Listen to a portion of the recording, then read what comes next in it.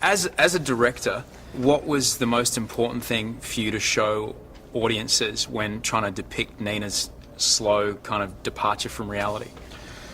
I think you got to connect the audience to a very normal girl, or a pretty normal girl, and show them how how much they're like her.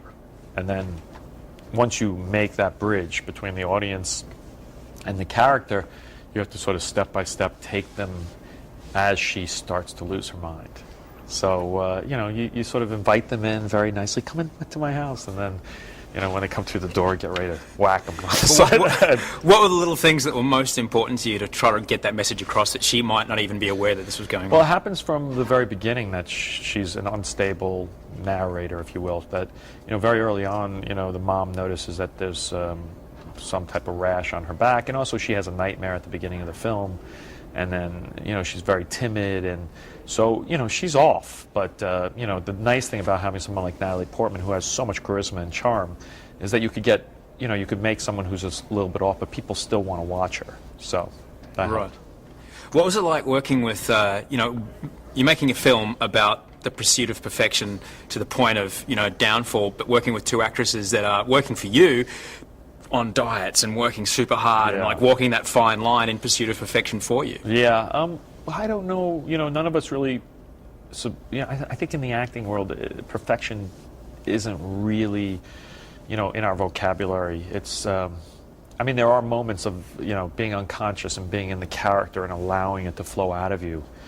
But, ballet is a very specific art where you're trying to turn your body into a line that is incredibly, specific. So there's this idea of perfection in that world that doesn't really quite translate into the acting world. So when it comes to getting two actresses that maybe aren't, prima ballerinas, who do you call in Hollywood? You go, I need these girls looking like they've been dancing their whole life. Well, you don't call anyone in Hollywood. That's, we had to go into the ballet world, but it was really hard to get the ballet world to help because they are so focused on what they do, and they're so busy in what they do that getting a moment of their attention was really challenging. But we ended up hiring this choreographer, Benjamin Millepied, who is a New York City ballet dancer and an incredible choreographer, kind of a rock star in that world. And he was very excited by the idea of a film set in the ballet world.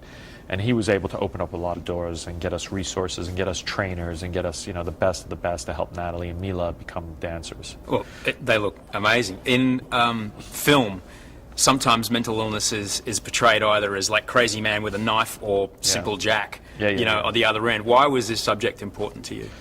Well, I don't really think it's about mental illness per se, in a realistic way. I mean, this character's having this meltdown, but for me, I kept going back to this idea that it's a fairy tale, and that that she's basically split between being a black swan and a white swan, one that's a seductress and one that's an innocent virgin, and how those two parts of her character sort of battle with inside.